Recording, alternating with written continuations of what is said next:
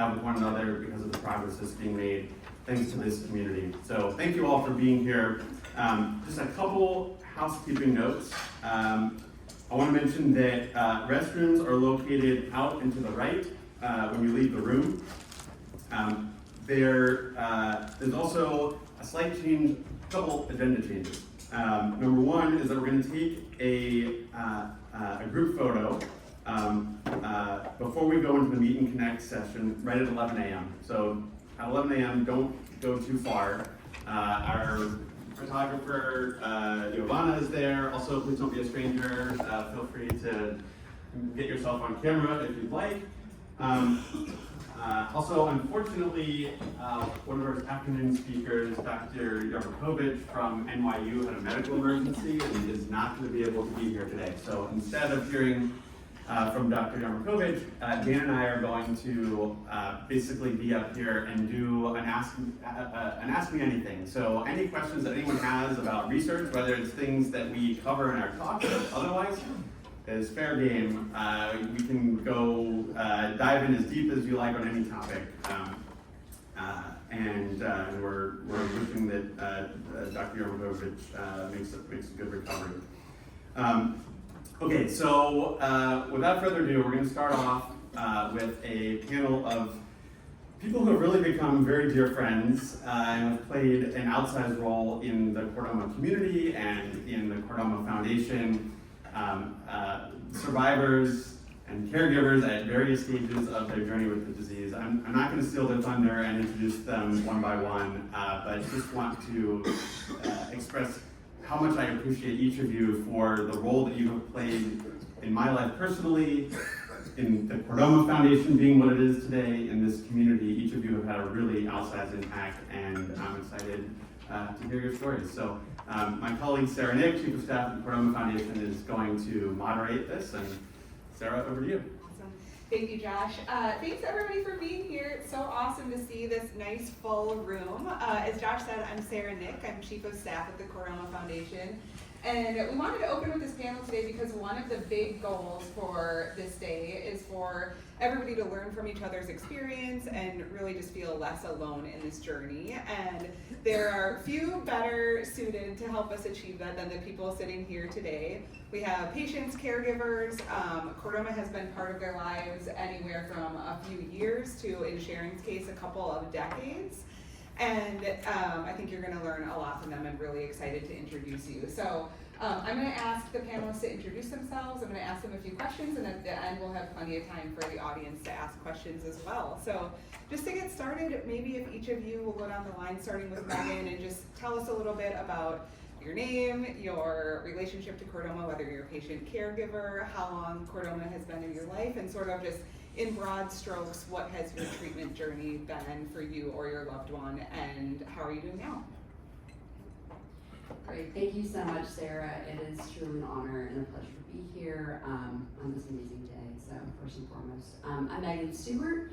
I am the spouse and caregiver of Joe, who is seated over there, taking a photo of me. And he is 9 years out from his diagnosis. It was exactly this time, 9 years ago, that he was diagnosed. We live in Atlanta, Georgia, and we traveled to Johns Hopkins at the time to be with Dr. John Paul Wolinski, who's been amazing support. He is now getting his follow-up through Northwestern, also with Dr. Wolinski. So I'll be here to answer questions related to the caregiver experience. Joe is a sacral patient, and he is doing great, so great to be here. Thank you, Megan, and thank you, Sara and Josh and the rest of the team for having me. My name's Mulholland. I am a patient with Chordoma. I was diagnosed in May of 2022. Kind of spent a couple of months very quickly trying to figure out exactly what I had and how I could effectively attack it. And then in July of 2022, received radiation. It was like an ablative dose of radiation called SRS, stereotactic radiosurgery. It was one very high dose, so a unique experience, I think, relative to others. and I have been cleared ever since. I get scans every 6 months to every 3 months. I live in New York, so I feel very fortunate to have access to many hospitals. I visited 4 along the way to get one in Texas, but just to get kind of feedback on things. But so far, things have been going well with some residual side effects that we can talk about later too. Good morning. Great to see many familiar faces and new ones. I'm Stephen Mandel, a Chordoma patient. I couldn't be happier to say I'm sitting here 13 years after my initial diagnosis. I was diagnosed incidentally. Turns out you get out of a New York City cab at the wrong time and a hit-and driver will wax you and you end up in the hospital for about a year. Bad news is I got hit by a car and broke a lot of bones and ligaments. The good news was it incidentally found my chordoma and ultimately saved my life. So ultimately, as part of that car accident, I broke my pelvis. And when my pelvis and lower body was being scanned, they incidentally said, "Hey, we think your pelvis might heal, but bad news, we found this tumor that we don't really know what it is. Don't Google it." I know a lot of us. Yeah, so at that time, I was 25 years old, and the first thing you do as a kid is Google it, and you don't really like what you see. And that's where I reached out to Josh and the foundation, who were instrumental in helping me navigate my journey of treatment. So I ultimately was treated at Sloan Kettering. I had radical surgery, sort of removing a good portion of my lower spine. Spent about 50 days in the hospital, had a bunch of complications, but fortunately, ever since, I go for scans now yearly, and I'm doing just fine. A shameless plug for those that don't know, I also help lead our broader Team Chordoma charity run efforts. We've been doing it for many years. We've raised, $500,000, $600,000, $700,000 at this point. Our race is tomorrow at Jersey City. If anybody's interested to come run, support, eat bagels, carboard with us. And I just heard before we've already eclipsed our $100,000 fundraising mark for this year. So thanks to everybody who's contributed to that. And I live in San Francisco, originally from here, but I've been traveling around for the last decade, currently in the Bay Area. Hi, I'm Sharon Berlan, and I hope you can understand me. My voice is affected. I'm 22 years sober. I had chordoma, which was misdiagnosed, not uncommon, and back then especially, I've had doctors still telling me it was benign, it wasn't cancer, and I went to various doctors. I've had multiple surgeries. Dr. Stan will be here. He's my surgeon. I had radiation 3 times. Once in Boston for tongue pain for 2 months, and twice at Memorial Sloan. IGRT, I forget what it stands for, but it was like 5 days and then 1 day. And now, it's 22 years later, I'm having some issues. And Dr. Mata, who is the radiation oncologist, said it could be from the radiation. I had 3 times, it's 10 years, 20 years. That could be why I'm having trouble speaking and swallowing. But I'll take that over everyone, almost everyone is gone. So I feel very lucky. That's it.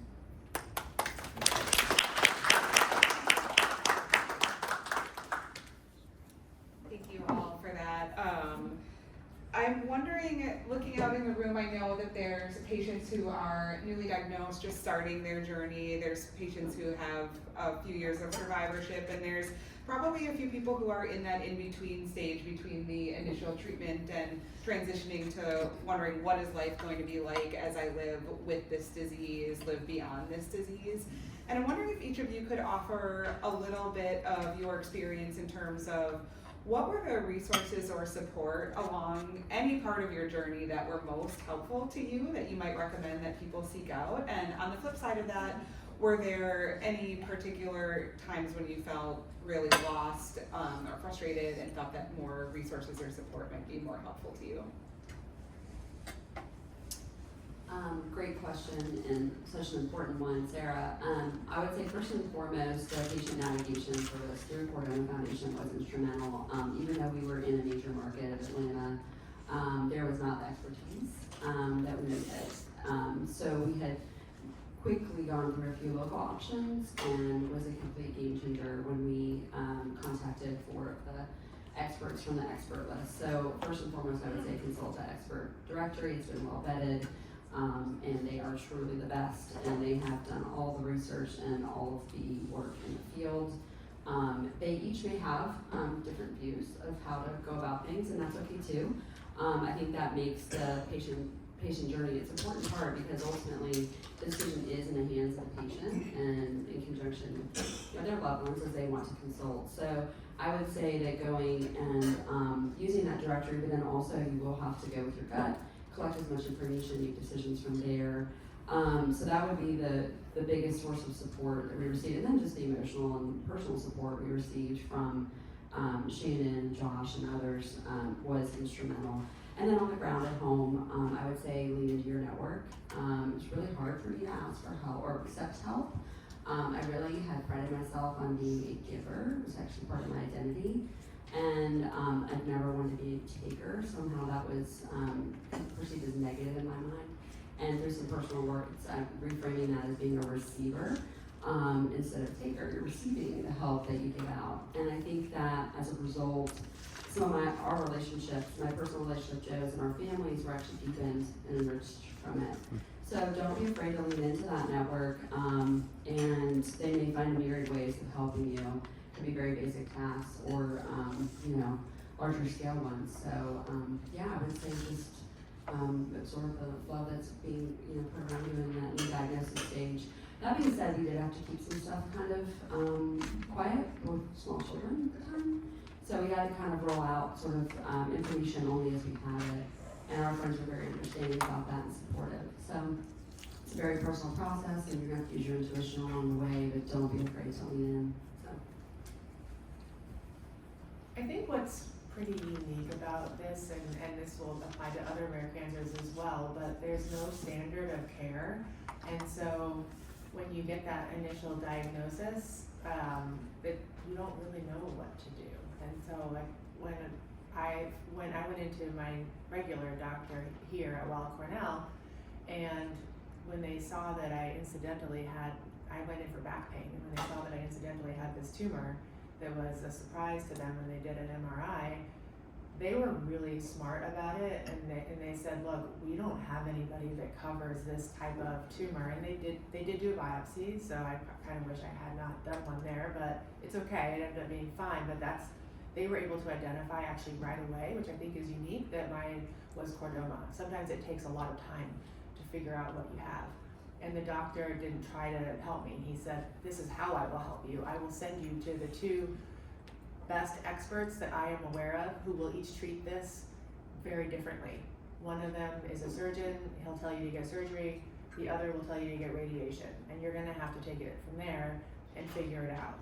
And so that's what I did. And I think what helped me at the end of the day, after going to those two hospitals and then two others, of the 4 hospitals I went to, I also leaned on my family and friends to find people that related to my personal story and who were effectively advocates for me and could really personalize it for me. I wasn't just another patient walking in the door.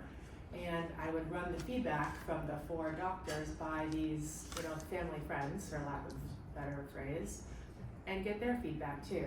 And then ultimately I ended up deciding to move forward with the hospital where I felt that they really understood my story the most, where I felt like they had a customized and individualized care plan for me based on all the nuances of my scans. I think mine is a lumbar, is in my L2, and I was fortunate that it was almost propped up to the side, which made it an easier target for radiation, and there's not a lot of organs around there that were directly in the way of affecting that.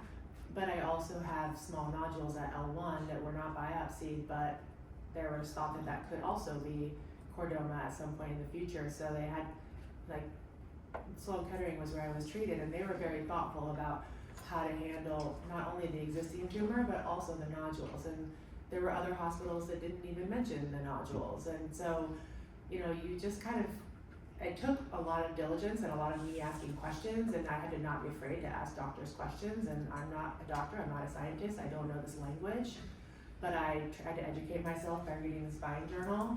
I would then go to the Chordoma Foundation website to validate the doctors that I was talking to and to validate some of the trends that I was reading about in the spine journal. And at one point along the way, met Josh, and he just provided me with a lot of optimism, first of all, and kind of, you know, opened my eyes to all of the resources that had been assembled at Chordoma Foundation. And I think it just sort of made me feel a lot more comfortable with the ultimate decision that I made, that the doctors that I wanted to go with were well vetted and well validated by the Chordoma Foundation. But it takes a lot of diligence and a lot of work, and it's confusing along the way because it's a new language. But don't be afraid to ask questions. I think that's probably the most important takeaway, and find an advocate who knows your story, because chordoma is very unique with no standard of care. Just two things to add from my journey. One is, I think many of us, when you get diagnosed for the first time, you don't know what this is. In some instances, the doctor who's telling you that you have this don't know what it is, and your natural reaction is, I have cancer, I want to get this out of my body.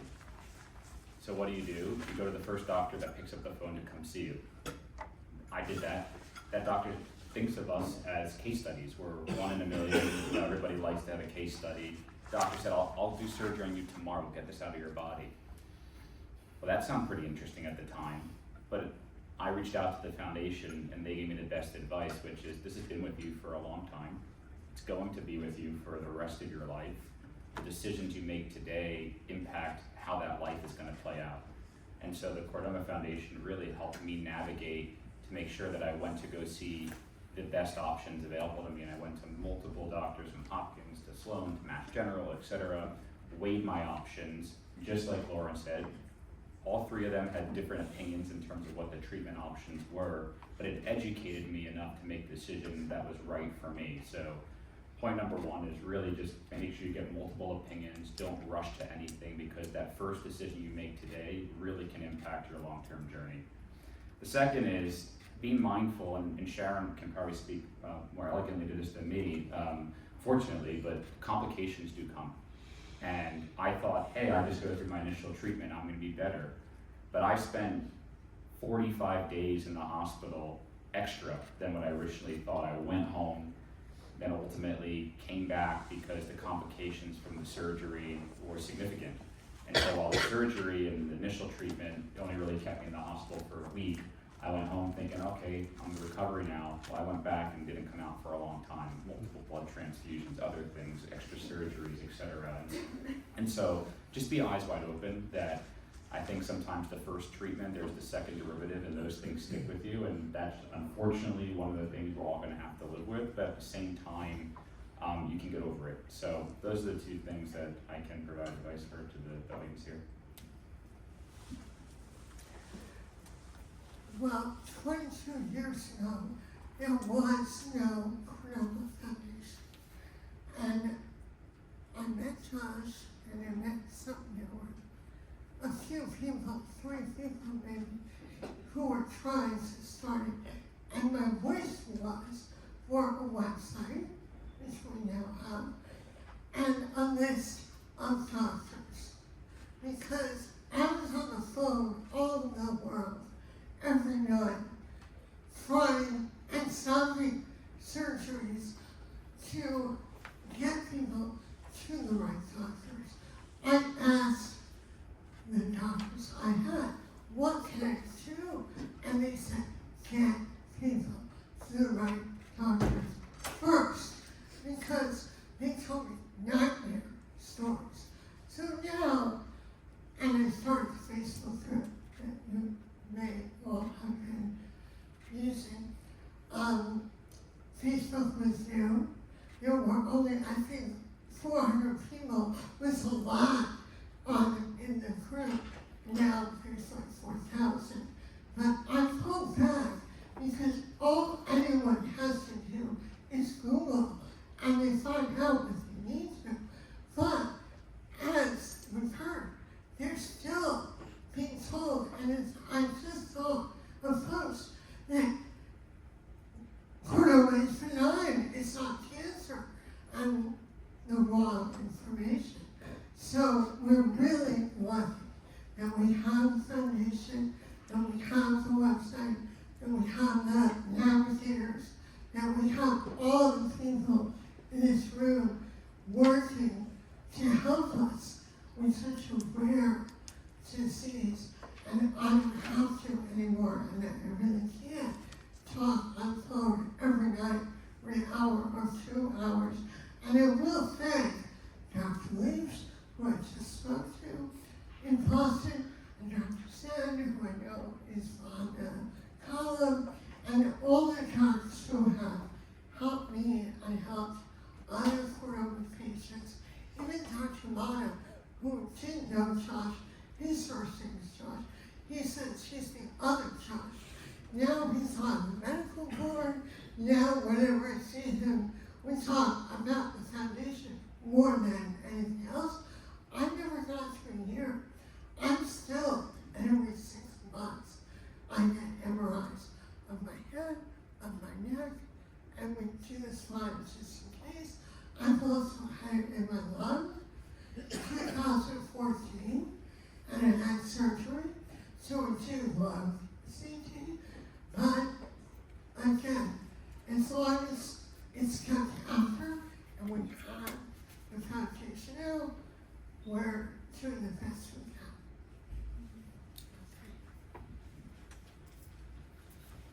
So thank you all.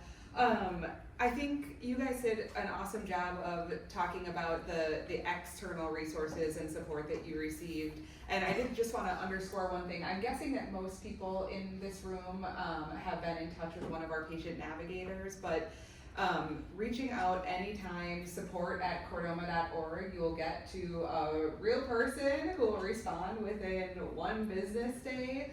Our navigators have probably combined 15 to 20 years total experience helping people navigate this disease in a really warm and individualized way. So just really encourage you all to reach out anytime, any part of your journey. I guess turning from the external forms of support and resources you received, one of the themes that we have come up at these conferences in the past is just the resilience that Chordoma survivors have as like an internal resource within you. And so I'm curious if you could offer anything to participants today in terms of like, what were the internal stores of, you know, the self-care that you use, or if you have a personal motto for getting through this, like what is it within yourself that helped you get through the most challenging times on this journey? That is such a good question.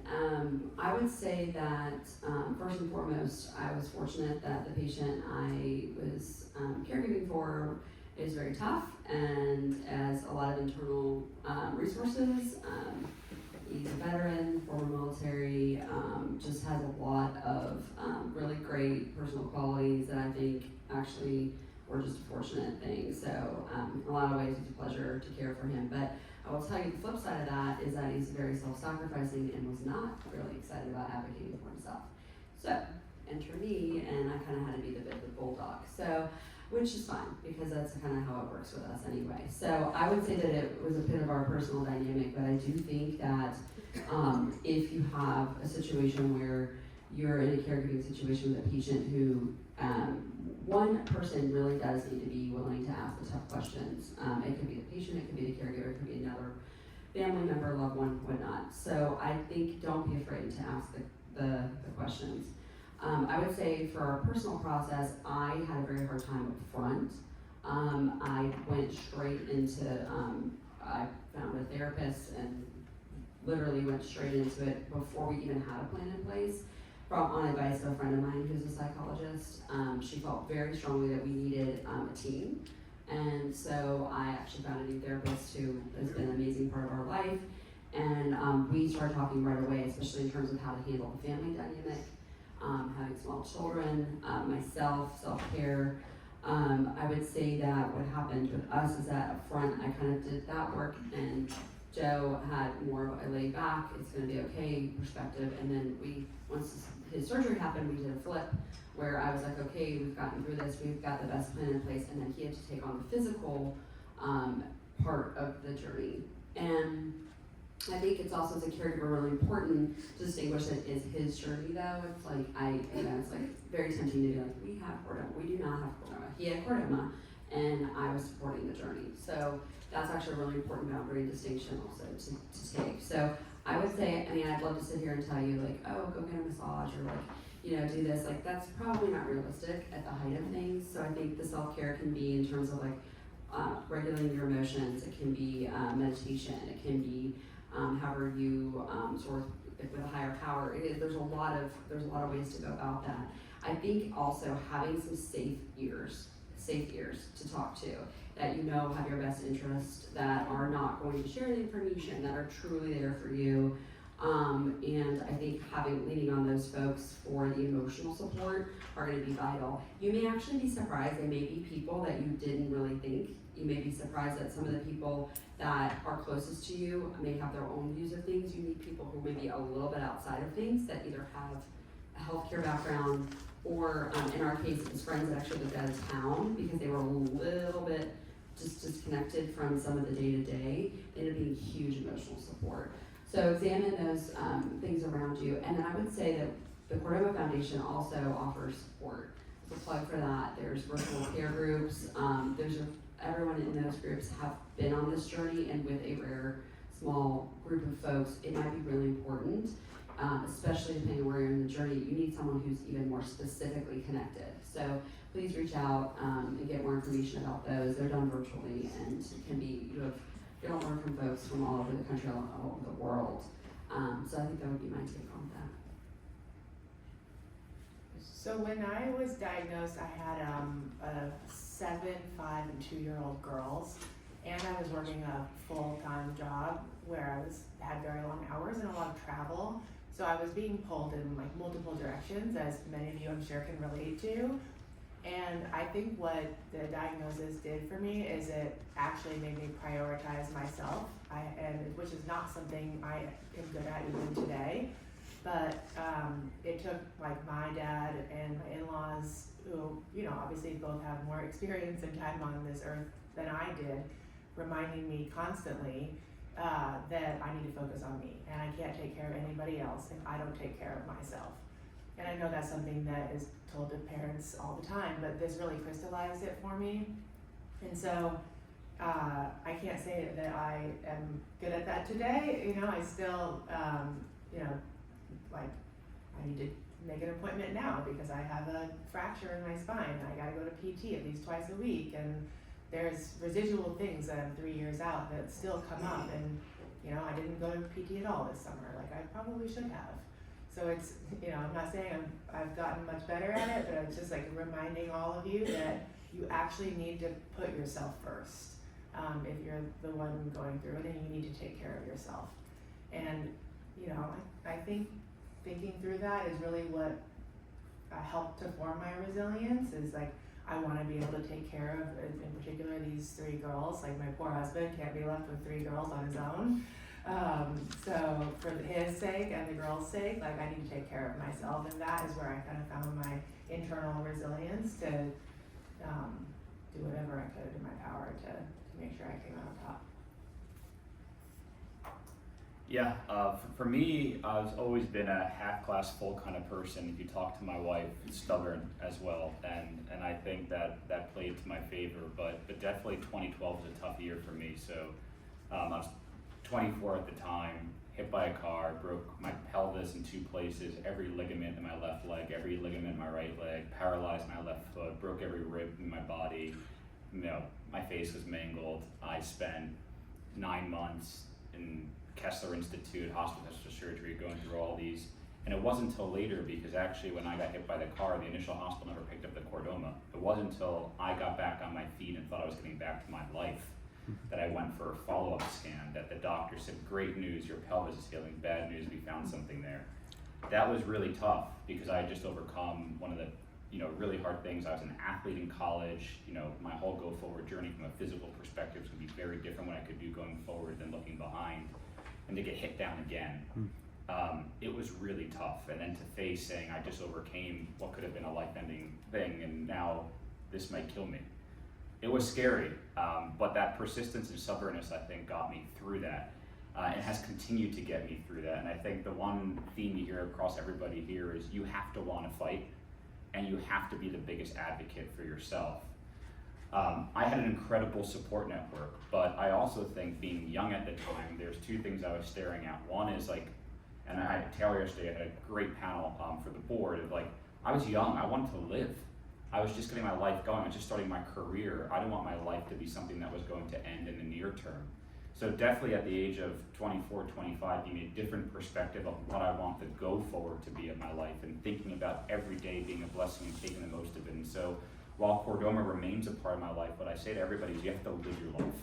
Because what are we fighting for if we can't enjoy the time that we're here? So that's something that I think at a young age that I really appreciated. The second was I had an incredible support network, but almost too much.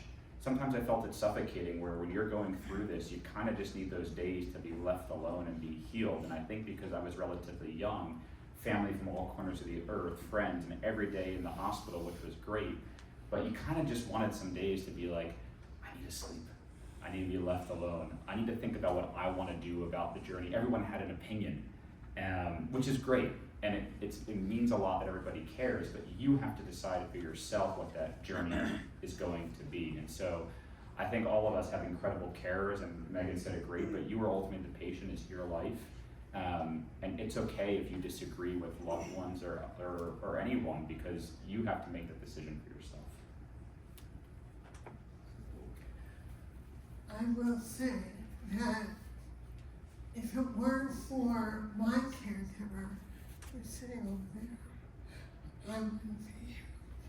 He's done a lot, and my family did a lot. In 22 years, much can change. Most of my family is gone, my parents and all. So I really depend on Rob. He comes to a lot of the appointments with me. When I'm in the hospital, he comes, even though I think, oh, how can he be here? I know he's busy at work, but he's there. He's there all day, his laptop. During COVID, it was great because he was home all day for a year or two. But now he's back at work. And like Steve said, there are days that I'm alone and I'm kind of happy because right now I don't mind doing what I want to do, what I have to do. And luckily I live in New York.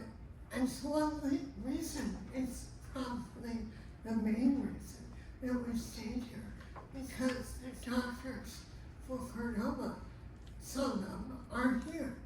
And otherwise I would be traveling to Texas and, well, not Boston anymore, but all over the country, if not the world. So I'm very lucky, but the main thing is having a caregiver help me, or for sure, in my case, I would be here. So thank you, Abby. And thank you, Josh, for everything. Because as I said when I started, even the internet was new. When you put Chordoma in, you didn't, there was no foundation. So you didn't get much. And it was very confusing.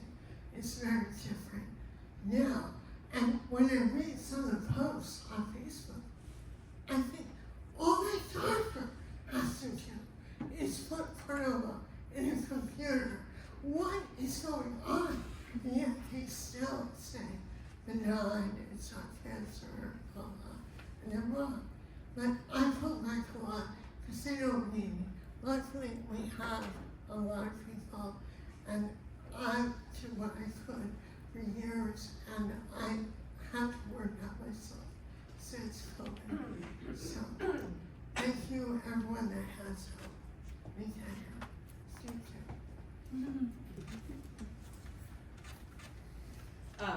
Sharon, I just want to thank you in particular for being here today. It's just incredible to hear the contrast between where things were 22 years ago and now. And yeah, I just, really interesting perspective. I just have one last question for you all, and then I want to make sure that others get a chance to ask, so maybe we could keep this one a little bit brief. Each of you has done such an amazing job of turning this experience into action in various ways for the benefit of your own future, for the benefit of the future of everybody in this room. Many of you are board members, all of you are donors or fundraisers or both, peer guides. You guys have just given so much back to this community. And I'm curious if you could just share very briefly what motivated you to give back to the Chordoma community, and what have you gotten out of that opportunity to improve the future for this group?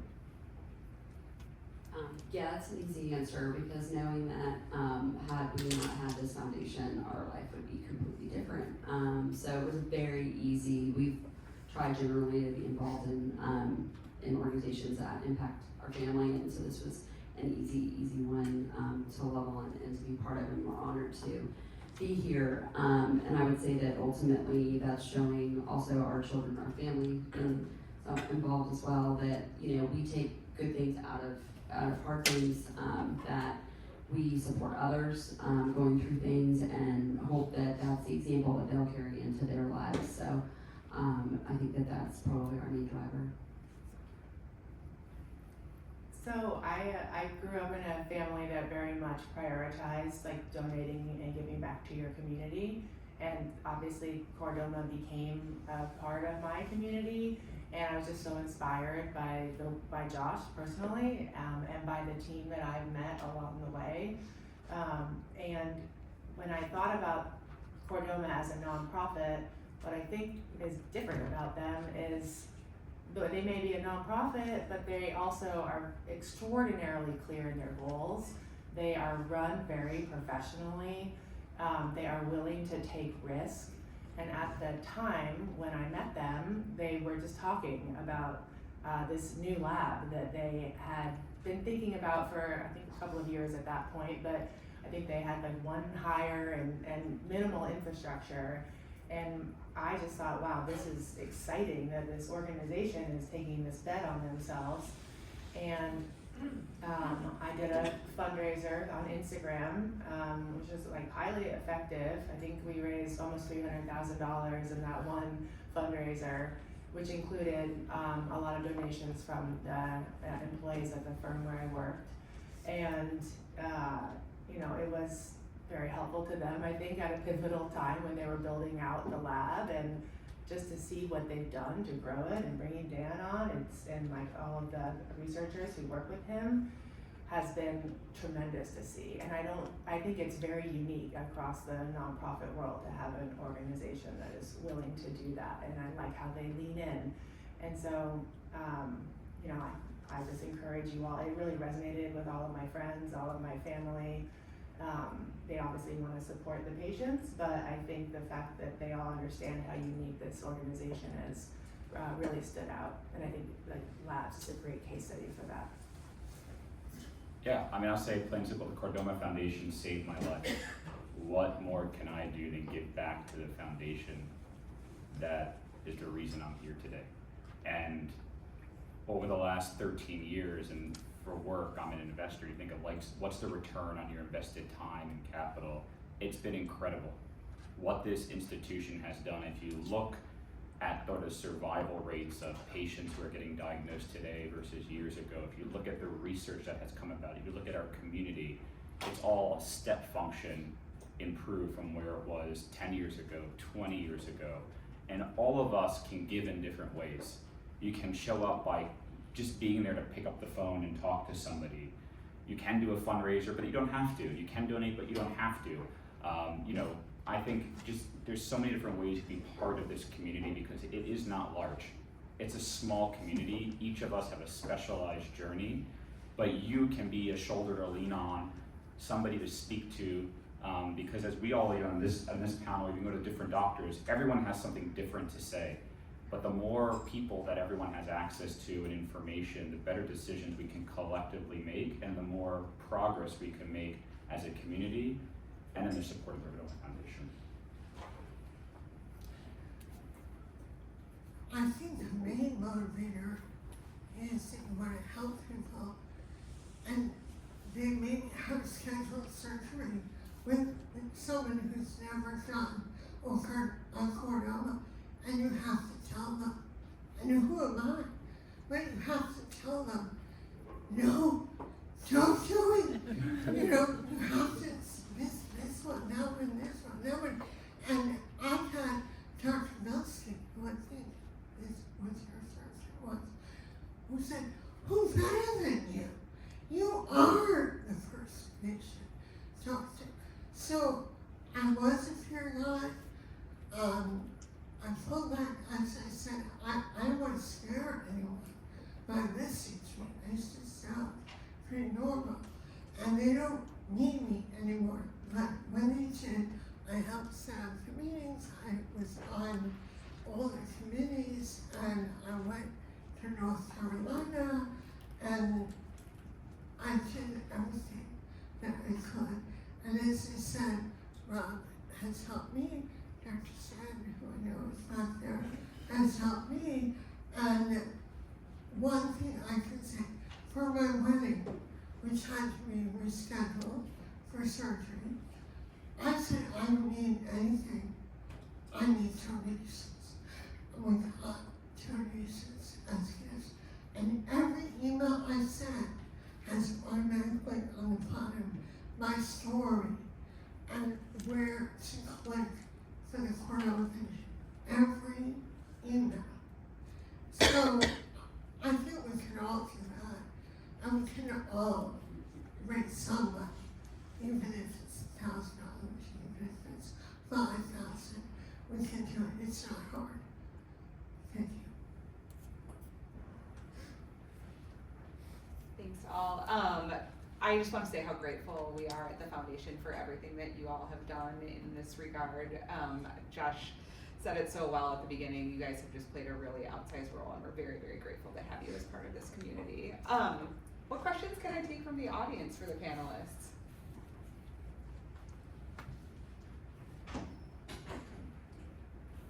Don't be shy.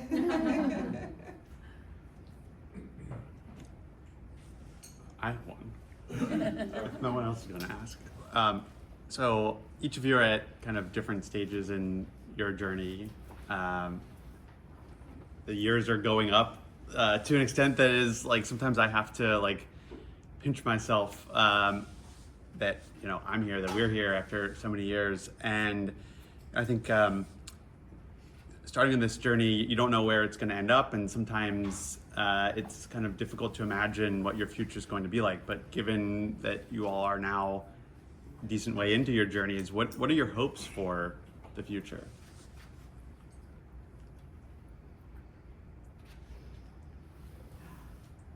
Okay. For personal or for the community or? I think personal and/or community. I would say the fact that we can, that we can just have the same hopes for our future that we had 9.5 years ago before this started is the biggest blessing. So the fact that our kids are in college and that we hope someday they'll have families, and that's actually part of our vernacular as a family. That wouldn't have been. So I think that that is huge. I think that being reminded of that is also huge. I would say that on a more macro scale, that because of the work of this foundation, that newly diagnosed won't feel the same way that we felt, because the resources are there and because they are so readily available, and that they can potentially skip through some of the steps that we discussed earlier, because they know that this foundation can give them a path that they can determine for themselves, but a path. And I think that anything in life is hard, but the hardest part is when you don't know what the next thing is. And I think if you know that there are hard things, you can do them, but sometimes when you don't even know what's coming, that is almost the worst. So the fact that there's a path through the work of this foundation, I would say that gives everyone the hope, and then us as a family, the fact that we're still talking about all the regular things. Because when we were starting this out, I actually recently thought of this, the publications were 8-year. So we're at 9. Wow. And we do weekly scans, or I'm sorry, yearly scans.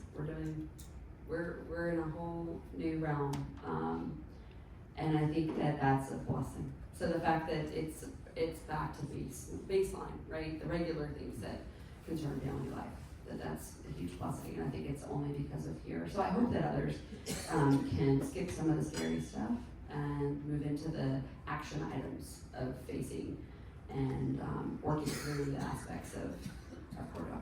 So thanks to the work and the readily accessible resources.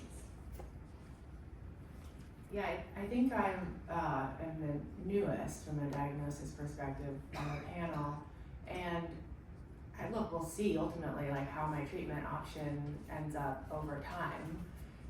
But what I learned while I was reading through Spine Journal is how far it has come, how far the variety of options have come, whether it's surgery alone and just being able to be much more precise in surgery. And have less residual scar tissue damage and other residual effects. And then in radiation, whether it's being able to use different types of radiation that maybe can be delivered in small increments over a long period of time, or an ablative dose like I did that's delivered in one initial setting. So those types of offerings were not applied to Chordoma even 5 years ago. So probably more like 10 years ago, 5 years ago I think they were, but only at a few hospital systems. And I will always remember like when I was diagnosed, I was using the peer-to-peer network on Chordoma Foundation, and I met this other woman who had the exact same diagnosis as me, like as close as you can get to exact same, right at the L2, paraspinal, similar size, and she was located in the Midwest, and she pursued a surgery at one of the hospitals, like it's probably not as highly vetted as some of the ones that you'll see on the Chordoma website. And she had a long 6-month recovery, and I, took her 6 months in the hospital, whereas I went to Sloan Kettering up the street and had one ablative dose of radiation and went home the next day and was back at work the very following day. And it just kind of highlighted for me like there are still gaps in education, there are still gaps in hospital care. I think we've come a tremendous way, and I'm just hopeful in the future that we can continue to close those gaps, and that the treatment options continue to get better and better. And personally, I'm just, happy to have a birthday every year and want this fracture to go away so I can play golf. On a personal level, I recently celebrated my son's first birthday, so that as as someone who sort of sat here over 10 years ago thinking about what does the future hold for me to now have my own child and see him grow up has been a blessing and really exciting. Similarly, I just celebrated a birthday, and some of my friends are worried about getting older. I'm saying this is a blessing. I want time to take me out one day, not Chordoma. But also at the same time, I want to give back every year, because for each of us that are sitting up here today, there's unfortunately many more that we all know that are not. And as long as I'm here and continuing to sort of be fortunate to be in this position, I want to be able to make the next chapter for everybody else better and have less of those stories that we have to sit up here and talk about the people that we've lost. And so it's definitely over my 13 years, I've met some incredible people who haven't been as fortunate. So in summation, I take every day as a blessing and try to make the most of it, both in terms of my personal life, but each year trying to do a little bit more to give back to the community as well. I agree with everything everyone has said, and at least we know what doesn't work. We didn't know that before. I used to tell people, can you believe I wish for chemo?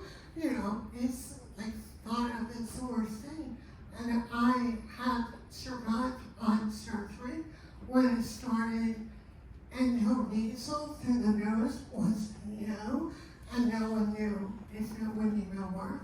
It has improved a lot, and faster and faster. And now we have trials. I'm worried a little when I hear, that medical things are being cut, but we have a lot more knowledge than we ever did, and we have the lab, and we have hope, which is very important. And an example seems that everyone here is an example. We did our homework, we, had to choose, but we made a decision, and every time we have to, because it changes, and the doctors may change, but you have to do that, and then you might get where I am, and where Steve is, where we all are. All right, that is our panel today. Thank you so much to all of you for being here. This was wonderful.